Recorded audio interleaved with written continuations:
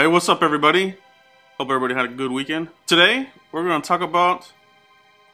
take an early look at the roster, the depth, mainly the positions that we addressed in the draft. So we're talking about wide receiver depth, defensive line, and secondary depth. That's what we're really going to look at, okay? So we're talking veterans versus rookies, and who could potentially not make the cut. This is an early look, so this is serious. We're in cab mode time.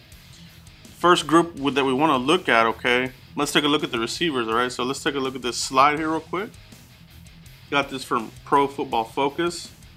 All right, as you can see here, here's a list of our receivers. Of course, we have the top guys here, the vets, Dez, Beasley, T. Will, Butler, okay? So the question for me is, there is a logjam here. As you can see, we got a lot of guys here. McDuffie, Brown, Evans is gone. Whitehead, Andy Jones, Switz, and Wachakwu, he's there. So now when it comes down to the, getting through training camp and the preseason and that sorts of things, of course, like I said, this is an early look. Absurdly early look, okay? But still, nevertheless, this is something that we need to start talking about here. All right, so the question is, how many wide receivers are we going to carry? And more importantly, are any of these vets in trouble as far as their roster spot? Okay, so I have a clip here of our wide receivers coach, Derek Dooley. Well, let's take a look at this clip here and see what he's talking about. All right, take a look at this. If you can develop a core, I mean, you just look at what we have with Dez and Terrence and Zeke Elliott and Witten, okay? Right. And you got your core kind of positions. Now it comes down to who can go out on the field 15 snaps a game, 20 snaps a game, even 5 snaps a game, where we create this really narrow role to try to create a mismatch and get us yards. And that's what I feel like we've done a job with. You look in the past, we did it with Lance Dunbar. Right. He kind of did that. We started with Beasley, and then he's grown into not just an impact role player. He's a starting. He's a starter for us. All right, so that's Dooley talking about, what they like there. They have the core guys there, obviously, but you want to get a guy in here that can give you 15 to 20 plays and rest up some of the guys here. So for me, I think this is another reason why they brought in Ryan Switzer. He can give you those 15 to 20 splash plays to convert a first down here and there, along with Beasley, obviously. So Beasley is pretty much that guy, but he's the core guy. So, but you want to add another guy into the mix, that's Ryan Switzer. So here's another clip of Derek Dooley. He has some more interesting comments here. Check this out. I'll look at things a little differently, and I say I mean we, yes. On offense. Do you want a backup who's kind of ready and can go in and help you if somebody's hurt? Or do you want a guy who maybe not be the perfect backup, but gosh, for 15 plays, we can do this and it's going to create havoc and we can rest our guys? And I think that's the other challenge at receiver, especially. Dez and Terrence, when they start getting over 60 snaps, it's hard. When you're running, at the level they're running and the energy that they're using every play, if they have to go out and do that 80 snaps, their performance starts diminishing. And when you need them the most in the fourth quarter, they're gassed out. So it's a way to get other guys in the game, have a little grouping for them. You rest your good guys, you create a mismatch, you get 9 yards, you get 15 yards, and then put the good guys back in. Okay, so that's Coach Dooley again talking about that. So to me he's talking about the depth there, not just a backup guy, but somebody that can come in there 15 to 20 snaps, give some, relieve them, and make some plays, all right? And honestly, looking back at the slide here, take a look at it. We'll look at this slide here at the receivers. Bryce Butler, okay? He's on a 1-year deal, $1.1 million, very cheap contract. To me, he's describing Bryce Butler to the T. Obviously, he gives you the depth there, but that's pretty much it. He's not going to be a guy that comes out here and will give you these Beasley-type splash plays. His hands are suspect at times. He does have the height, But at the end of the day, if you can upgrade a guy, you can upgrade a guy, all right? Now, for the Cowboys, the competition is going to be fierce. Noah Brown, this guy has, he has measurables, 6'2", 200 pounds. And then, of course, Andy Jones, they really liked him last year, but like we've said a couple times, when the lights came on in the preseason, he didn't look like the training camp Andy Jones. We don't know if he got butterflies or what the deal was there. But if he can get over that, 6'1", 215 pounds, these guys are big. They would be adequate backups to Dez and Terrence Williams, all right? So, and then, of course, we have Switzer. Okay, so to me, when we're talking about potential vets, you know, obviously we're projecting way down the line, but Lucky Whitehead to me and Bryce Butler, these two guys, they really got to step up here, all right? They're going to have to make some plays here if they want to lock in their roster spots. Not so sure either one of them will make it. Bryce Butler might because he has the experience and that sort of thing, but Garrett wants competition, and the wide receivers logjam. We're going to see some badass training camp battles, all right? So let's take a look at the next area here of depth. Rookies versus veterans, all right? So let's take a look at the cornerbacks. Let's take a look at this slide now, okay? So here we go. We got the vets here. Scandrick, Anthony Brown, and Nolan Carroll, the guy that we just brought in here. And of course, we got some other just lower tier guys, all right? McFadden, Seamster, McKinnon, Duke Thomas, all right, those kind of guys. So we're talking quality depth. The Cowboys have done that, all right? They added in here Chidobe Awuzie, Jordan Lewis, and Marquez White.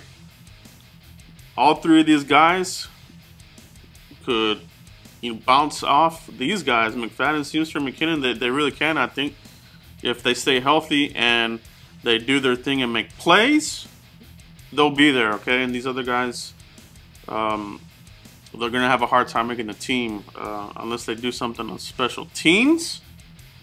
But that's what I see there. Of course, the big question mark is Orlando Scandrick, all right? There was rumors that he was on the training block during the draft. Is he disgruntled, all right? So, you know, he had a tweet out there, a picture, realize, realize. Is it a message to the Cowboys? Is it a message of his disgruntlement? Are we going to have a problem here with this guy, okay? He's a grizzled vet here, but he does have age to him, and the injuries are starting to pop up. You know, this is something to keep an eye on, but the Cowboys have done well to protect themselves from that kind of thing, you know. Chidobe, it's going to be hard to keep this guy off the field. He's a natural-born leader. They love that. They love that attribute in him. Jordan Lewis, swagger up and down the field. This secondary, man, I cannot wait to see these guys in action, all right? So let's take a look at the next group here. Vets versus rookies, the safeties, all right? Let's take a look at this slide. Byron Jones, Blanton, we just signed him. Jeff Heath, Showers, the converted quarterback. He's probably on limited time here. Kavon Frazier, and then we just added Xavier Woods, the hit man, the playmaker, the guy who's all over the field making plays at La Tech. Who's excited about this guy? I'm really excited about Xavier Woods, man. He is going to compete here. Obviously, we protected ourselves with the last-minute signing with Blanton. I think that was strictly in case they couldn't get their safety. They got him. Let the competition begin, all right? I'm excited about this competition here. Who's not going to make it, all right? Do the Cowboys want to keep Jeff Heath on special teams? He's pretty much the special teams maven. And put Xavier Woods there in the place, or Kavon Frazier. This is going to be a knockout, drag-out competition. The last man standing, the best man gets the job, all right? So that'll be interesting there. But as far as, you know, vets that may not make the final cut, probably Jamil Showers and maybe Robert Blanton. They do like Kavon Frazier a lot, so we'll see what they do there. What do you guys think, all right? Let's go to the next group here. The interior defenders. Let's take a look at this slide. All right, so David Irving, Stephen Paya, Cedric Thornton, Malik Collins, Ash, Joey Ivy, the rookie, and Jordan Carell. All right, so this is gonna be interesting. All right, for me, the Cowboys, they have a lot of work to do here. You know, they need to figure out who they're gonna keep here. They're not very pleased with Cedric Thornton's production and the price. I think he is on the very cusp here of, you know, not making the team here. All right.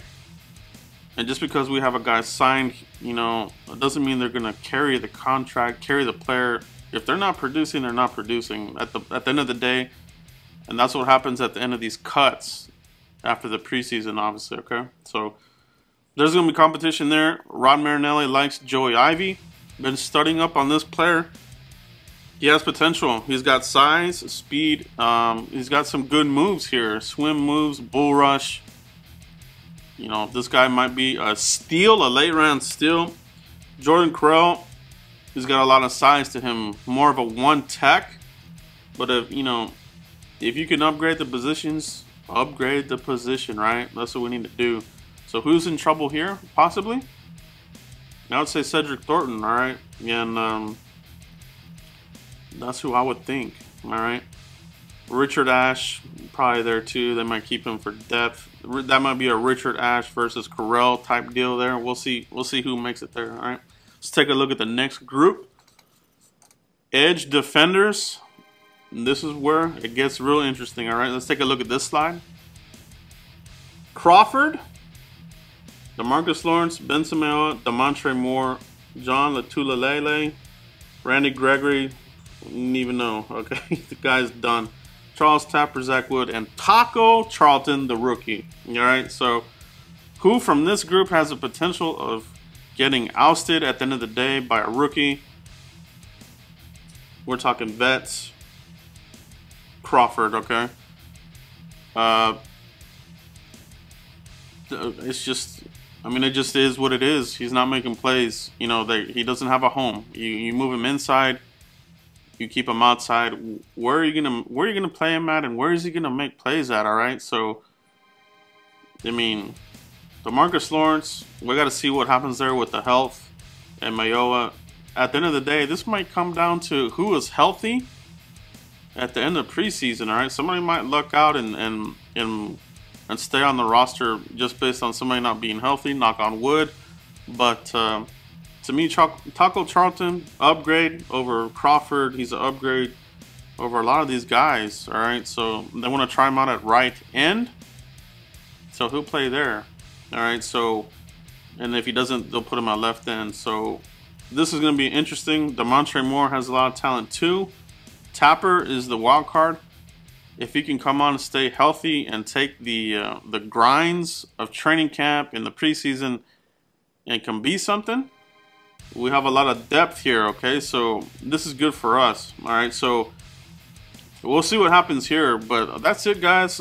What do you guys think, all right? Who do you think, as far as the veterans who we're talking about here, maybe in jeopardy of getting cut, you know, down the line? Like I said before, like I said, this is a really absurdly early projection and look at the roster, but it's good to start looking at this now, all right? So what do you guys think? You think Crawford stays on the team? Butler, Whitehead, Blanton. What do you guys think? All right, let me know in the comments, and let's talk about this. All right, that's it, guys. It's been a good Monday. No draft hangover. More of a draft high. I'm still excited about our draft picks. You know, I wish this season could start tomorrow, to be honest with you guys. But that's it, guys. I really appreciate everybody. Comments and everything. Keep them coming. Great communication and discussion. And we'll see you for the next video. Thanks, guys.